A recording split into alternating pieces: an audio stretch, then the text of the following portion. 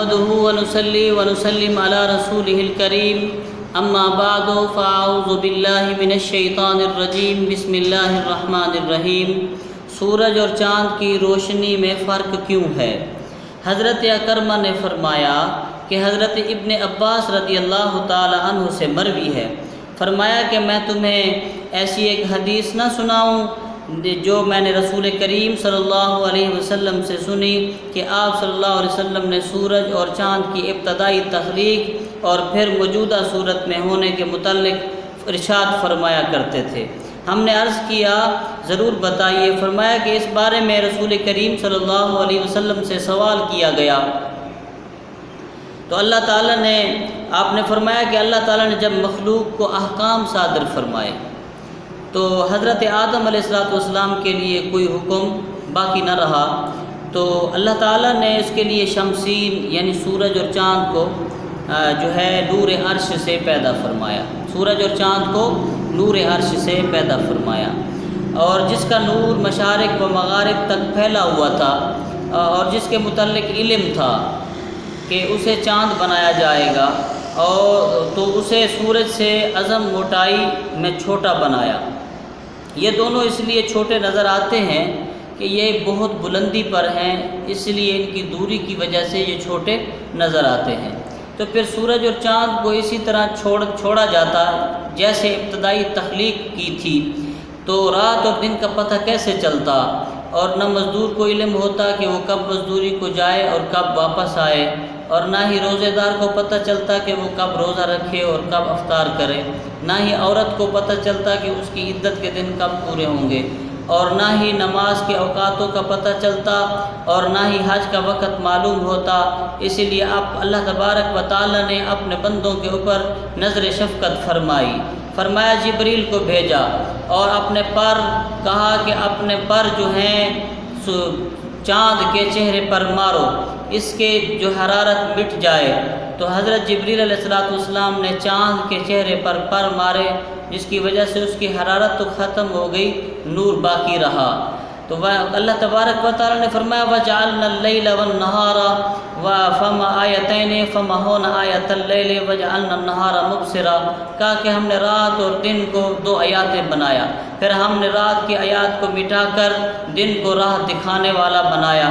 تو یہ جھائیاں جو تم کو چاند میں نظر آتی ہیں، تمہیں لکیریں جسے کہتے ہو، وہی حضرت جبریل علیہ السلام کے پروں کے نشانات ہیں۔ جب قیامت قائم ہوگی تو اللہ تعالیٰ مخلوق کے درمیان فیصلہ فرمائے گا، تو دوزخیوں اور بہشتیوں کے درمیان امتیاز ہو جائے گا، لیکن ابھی وہ جنت اور جہنم میں داخل نہیں ہوں گے۔ اللہ تعالیٰ سورج اور چاند کو بلائے گا، انہیں جب بلایا جائے گا تو وہ سیاہ ہوں گے، ان کا نور نہ ہوگا، چاند اور سورج کا نور نہ ہوگا، اور ایک دوسرے پہ لپٹے ہوئے ہوں گے۔ اللہ تعالیٰ کے سامنے جب پیش کیے جائیں گے، نہایت غمگین اور ایستا رفتار سے کاندھے کانپتے ہوئے آئیں گے۔ اس دن کی ہولناکیاں اور رب رحمان کے خوف سے جب عرش الہی کے سامنے آئیں گے تو عرش الہی کے بالمقابل سورج اور چاند سجدہ ریز ہو جائیں گے اور عرض کریں گے اے اللہ، تو ہماری طاعت بجا لانے اور ادائیگی عبادت اور حکم کی تعمیل کو خوب جانتا ہے، تو مالک ہے، اسی لیے ہمیں ان کی وجہ سے عذاب میں مبتلا نہ فرمانا جنہوں نے ہماری پرستش کی۔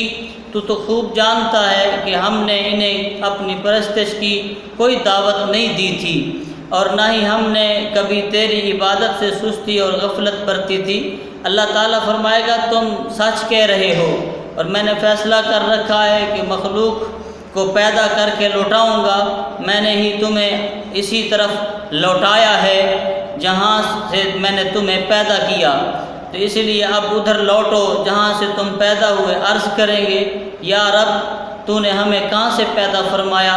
تو اللہ فرمائے گا عرش کے نور سے، پھر عرش کے نور سے پیدا فرمایا، اسی لیے ادھر جاؤ۔ حضور صلی اللہ علیہ وسلم نے فرمایا سورج اور چاند سے نور کی ایک ایسی شعاع اٹھے گی جب وہ عرش سے جا کے ملیں گے تو جس سے آنکھوں کا جو نور ہے وہ اچک جائے گا، تو اس کے بعد سورج اور چاند نور عرش میں مل جائیں گے، اسی کو اللہ تبارک و تعالی نے فرمایا یبدئ و یعید، وہی ابتدا کو پیدا کرتا ہے اور وہی سب کو لوٹائے گا۔ پیدا بھی اسی نے کیا اور لوٹ کر بھی ہم نے اسی کی طرف جانا ہے۔ اور جس کو عرش سے پیدا کیا اللہ تبارک و تعالی نے اسے لوٹا کے عرش میں ہی داخل کر دیا۔ اب بتاؤ کہ اللہ کا کتنا فضل ہے، سورج سے تم کتنی روشنی، کتنی وٹامن ڈی حاصل کرتے ہو۔ اگر سورج نہ نکلے تو تمہیں پتہ چل جائے کہ تمہارے جسم کمزور پڑ جائیں گے۔